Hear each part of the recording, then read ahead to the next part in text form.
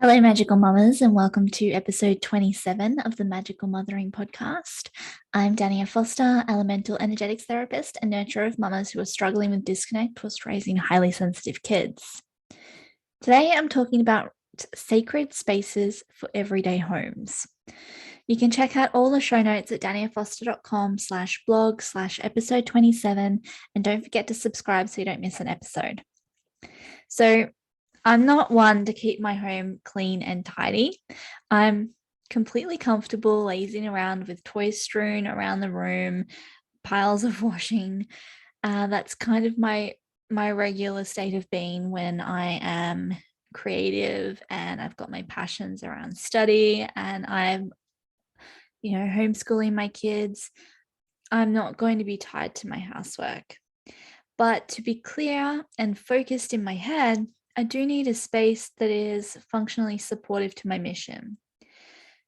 Okay, so my values and my mission for this stage in my life, which is I'm in my mother archetype. I'm in my mother archetype. I'm happy to have piles of laundry and toys around the home. They're marks of my craft, my acts of service in mothering my children. But I'm not just a mother, I'm also a woman. Okay. And I believe that when we get tied to making sure that all of these chores are done before we take care of ourselves, that's when we can get stuck into a martyred, mothered archetype. And we don't want to be there. I'm really striving to be in the priestess of my motherhood.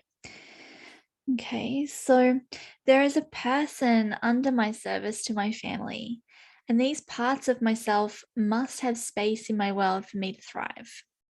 And this is what it means for me to claim space as the priestess of my home, the priestess of my motherhood. This is what it means to be able to hold space for the family, for my children, for my husband, for my cooking, for my home, as well as holding space for my sacred connection to myself. So, to be able to hold space for the woman in me, I have to come to terms with the mess of laundry and dishes that's waiting for me. If I put off my time for me to keep up with those chores and I get no time for me and my creativity, my passions, the chores of motherhood never end. So we need to detach from that as an expectation that we must have that done to be doing well in our motherhood. Okay, my motherhood is a sacred stage of my evolution of self. As a priestess, I aim to embody a presence that is grounded, intuitive, purposeful, nurturing, perceptive of self and others, ambitious and driven, as well as gracefully powerful in my influence as an ambassador for my values, for my kids to follow, for them to look up to. So, to be the priestess of your home, you're holding a magical container. In my practice, this magical container needs to have attributes of sacredness, protectiveness, boundaries, and elements of both masculine and feminine energy. So I see source or the divine or universal energy as entwined energy of masculine and feminine, yin and yang, light and dark, fluid and solid. It's a continuum that fades between the two polar points. And we all contain elements of all of that. We thrive when we have a balance that's specific to our individual natures. So that means that there's no right or wrong amount of each part that everybody should have. Because I'm not talking about male or female or genders here. We're all energy. Okay. And we've all got elements of every part of this continuum within us. So our feminine energy is fluid, it's creative, it's soft, holding space for nurturing presence, compassionate forgiveness and intuitive power, and an instinctual knowing and perception. Whereas our masculine energy is solid, it's foundational, it's grounding and purposeful, it's ambitious and driven, as well as being protective and sturdy. I believe that we do need both to hold space as the priestess of our lives. Yeah. So, rhythm is a masculine structure that holds our feminine flow in a vessel of creativity, intuition, and nurturing presence, as well as keeping us accountable to our purpose and our ambition. So, my rhythm holds space to clean the kitchen, make the foods, do the laundry, read to the kids, but it also holds space for me to flow into my own world, connect with my own needs, and hand over responsibility to my partner so that I can simply serve me for a spell. The power of rhythm over something rigid like routine is that rhythm is fluid. Okay, it's not tied down, but it has the ability to bend and flex. And this is perfect when your tasks are interrupted by children's needs and changed plans and unschooling, following the child's lead and being able to move with their flow.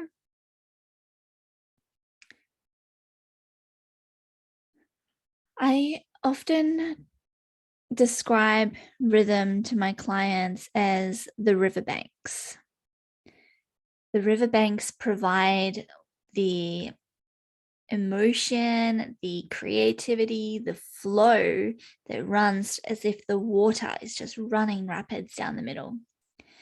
And if we don't have riverbanks, this sturdy structure that guides and allows bends, then this creative flow or the emotional flow will break banks, flood out, cause overwhelm, destruction, and make you feel like you're drowning because you don't have any direction. We need the river banks to give us that guidance, to hold our direction, and keep us on point or on path to go towards our goals, our ambition, our purpose. And that keeps us aligned with our values. And this is how we do value-led living. Okay. So making sure that you have a rhythm, and then all you need to do is like I've got it written up on my fridge is this happens, and then we can do this, and then we can do this, and then we flow into this. These are the things that are important in my days.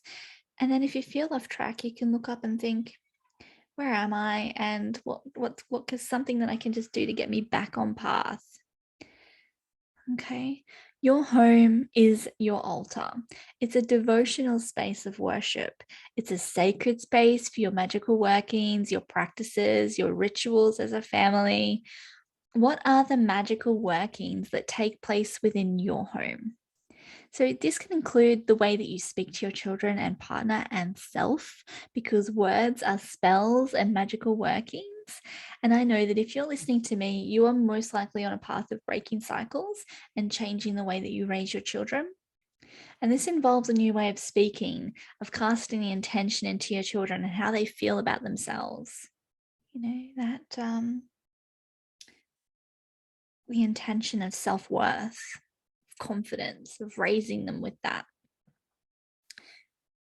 So, getting tasks done around the home, asking for help to tidy up, making requests, and setting expectations of needs and boundaries comes with intentional practice. And we want to hold a perceptive, influential presence that commands from a seat of grace and calm power. So, the way that I do this is that I teach and model for my children from the practice of nonviolent communication to support this intention. The way you present your body for yourself as well as for others holds the energy of who you believe you are, is another thing.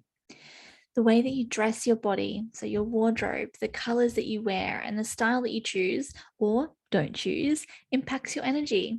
So you don't actually have to have everything stylish and on point because, you know, those comfy trackies that make you feel so good and comforted, that's what's important. If your clothes, the way the clothes make you feel. So if your clothes make you feel less than, get rid of them. Just keep the clothes that give you that warm, fuzzy feeling that make you feel good about who you are as an individual. Okay.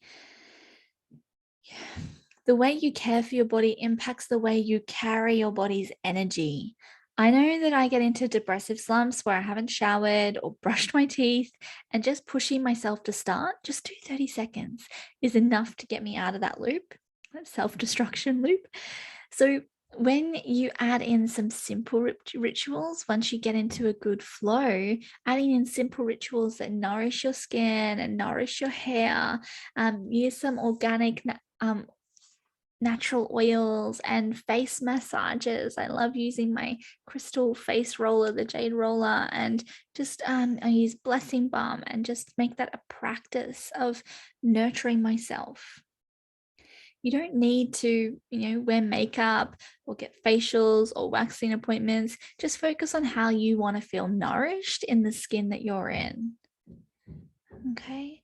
Another thing that you can build into the way that you create this sacredness in your home is the food and the way you prepare your food as a sacred ritual, a magical practice that infuses your health and your love for yourself and the health of your family, with gratitude and protection workings into the way that you cook. Okay, and holding meal times as a sacred ritual. The activities that you do together, come together, sit at the table, set places, light a candle, ask the kids to choose a centerpiece. And that could be a flower that they've picked from the garden and put in a jar, or a crystal, or a little clay statue that they've created. Open the space up for a sacred connection by giving them the control of how to create that sacred space for the family to come together around this. Okay, inviting them into the cooking process, inviting them into to help you set and bring it together as a special thing. So, are you surrounded by things in your home that are of meaning to you? Or are you surrounded by things that are trying to portray a persona of who you want to be to fit in with the world around you? So, what I mean by that is,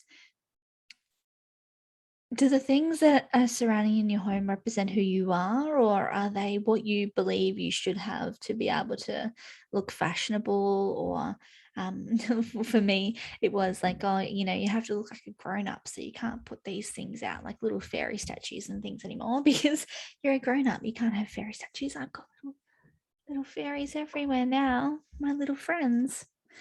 So they keep me connected to a part of me and part of me that I want to keep alive. And it's got a lot to do with letting go of what other people's judgments are and really embracing these parts of who you are. It doesn't mean that you have to go and put out fairies or anything. I'm not saying everybody has to do that, but I want to encourage you to do things that make you feel good, not just do things because that's what's on fashion at the moment. Now, my values as a mother invites kids' artwork covering the walls, affirmations scrolled across the fridge. My windowsills are adorned with crystals and seed pods and clay creations, candles and plant cuttings that are sprouting, and oracle cards that I've called on for the week, and I've set them up there to keep me accountable and paying attention to what my messages are. So what are your passions and what are you playing with at the moment? Can you see it in your living space, or is your living space just for show? Like it really reminds me, we call it the living room. It's where we do our living. It's where we are creative and expansive and playing. So, is there signs of your play in this place? And it's not just your children and their toys, like their kids' toys, their projects, their art. If it's of value to you as a family and to your connections and how you grow, then make a space for it and showcase their final products, put them up on the wall or whatever it is. It can also be your mantras, your thought pieces. If you like to do art or love notes to yourself, I've got little post-it notes that I've stick up around the kitchen just to reaffirm my intentions and my mantras back into me. Okay.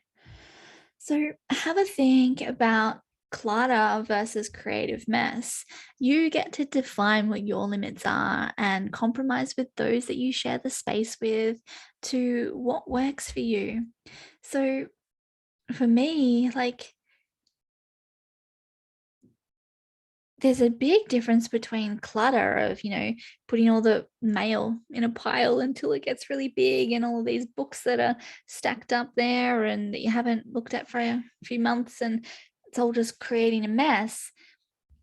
That becomes clutter versus a creative mess is that these projects that are stacked over here that we're currently working on, and there's a book that you're actually reading, there is some pieces of paper that you like, these are your to-do list, this is what you got going on. That's not so much a problem for me. That doesn't get irritated for me, but clutter does. Clutter makes me frustrated, but creative mess, cool with that.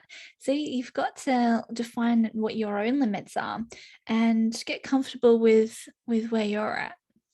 Okay, your home is your sanctuary. It's your safe space and you get to fill it with the light and love that emanates from you and your family and the activities that you do as a family, things that you do with your kids, the things that you do together. Okay. And that's what creates the protective energy of a space is the energy of gratitude and excitement and passion and love. That's what creates that protective force field over a home. Okay. When we fill a home with positive energy, which is what all of that's coming from, it doesn't it it means that there is no space for these lower frequencies to stay, the lower frequencies of fear, of judgment, of anything that you wanting to protect yourself from. It can't survive in that energy. So just a story, when I unboxed my spiritual self and I expanded into living my truth, my altar came out of a little box that I kept in my bedside table. And, was hiding it in there and it wasn't everywhere in my home. And taking that out and expanding it and allowing it to grow onto my windowsill altars in the kitchen and the bathroom and the bedrooms and setting up my dressing table altar and my hall table altars. These are all reminders of my sacred connection in every room. So we look to like other elements of our connection to the sacred. And for me, I work within elemental energy. So I like to infuse elements of earth, air, fire, water, and spirit. And these activate the magic that's residing within. And that magic that's residing in is our relationships, the magic of and the power of connection to other people. Okay, that's what I'm wanting to build. That's what I'm wanting to really nurture that energy, nurture that magic. So you could build simple altars out of this energy, bringing in something from earth, air, fire, water, and spirit. It could simply be a vase or a jar with blessed water, like moon water or water that you've just infused with energy. And you could have a plant growing out of that, like a cutting, or you could put a flower in that from your garden or anywhere. A little crystal, a shell, a photo, a feather, some incense or a diffuser. How are the elements represented in your home? So let's look at each element and see how we can sort of create a space for them in your home. Sacred spaces for earth could be reminders of your rhythm and your needs. So like I said, I have a little whiteboard up on my fridge that has the rhythm. I have a little list of my needs that I have to check in and say, like, have I meditated? Have I done my journal pages? What have we missed today? What are my needs? Having a table clear for your meals and your family grounded rituals. So, a candle set there to light at mealtime, spaces for resting and safe retreats. So, snuggly spaces. Like we've got a big therapy pod that we've got little blankets and pillows that we can snuggle into, have a safe retreat. And these are the nests that you nurture in. Okay, what's your air element is what feeds your mind. So do you have books around you, materials for writing, journaling, spaces for conversation? And that's not just spaces like where you sit down to have a talk, but it's like having spaces for conversation throughout your day, which is when we tie in the mealtime, sitting down and asking questions and doing that. Element of fire. So, what are your signature colors and what's your signature style, and how is that presented in your furnishings, your passions, and your projects, your creativity, your play spaces? So, like for us, it's important to me that I've got little shelf near my dining room table so that we can easily access our coloring materials, our paint materials, any like games, family games for playing after dinner, and just getting them out after breakfast and going straight into games or going straight into coloring or going straight into books.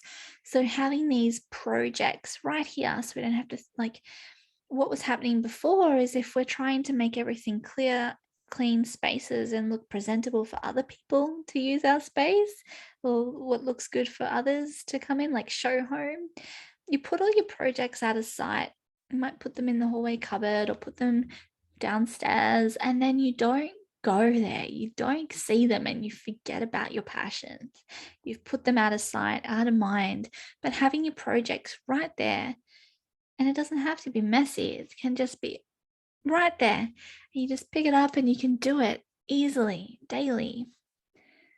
Now, water element, bringing the water element in your home is elements of emotional connection. So this is where I was talking about your nest for snuggling together. You might be creating that space in your rhythm for reading before bed.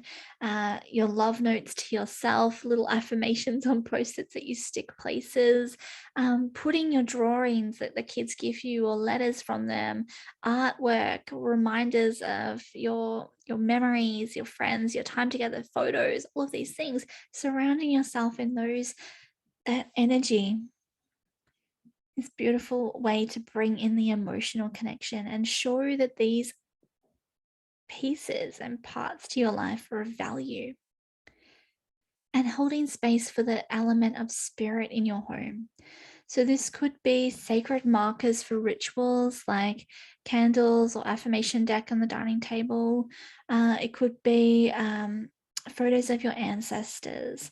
It could be little pieces that your ancestors have left to you. So, my nana left me a little crystal butterfly that I keep out of my my dressing table altar, and wooden carvings of horse bookends and horsehead bookends that I've they're pride of place, and I've got some in my bedroom and some in my lounge room.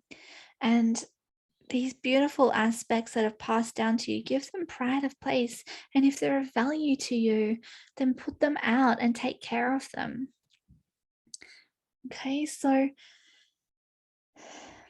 it could be that, taking notice of I've got this big gum tree out my window. You can see it from my dining room and my kitchen window, this big, beautiful gum.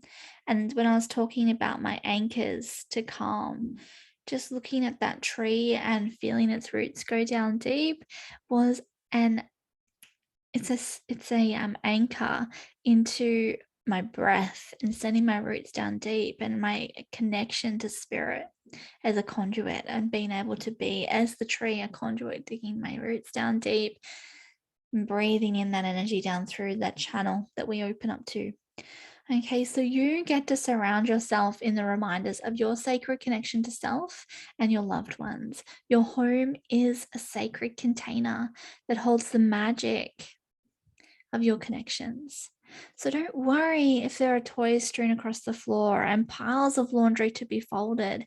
It's nothing to be embarrassed by, and neither is your sacred connection to self. Having these reminders of the love that you have for who you are, and these little parts that make you uniquely who you are, having those around you is beautiful. Okay, so thank you so much again for joining me, Dania Foster, for this Magical Mothering podcast. If you enjoy listening to my stories and philosophies, don't forget to click subscribe so you get an update on my next episode, and share it with your friends. I'd also love to invite you to circle with me in my online circle collective, where I hold space for our magical mothering journey every full and new moon. So, together we can share our stories and what's really going on in our world and feel nurtured by my guided meditation journeys. You can find all of that information at daniafoster.com/circle. If you'd like a more intimate container to work with me on becoming the grounded guide that your child chose you to be, please come visit my website, daniafoster.com, or send me an email. There's so much love and appreciation to you on your magical mothering journey. Thank you for being here.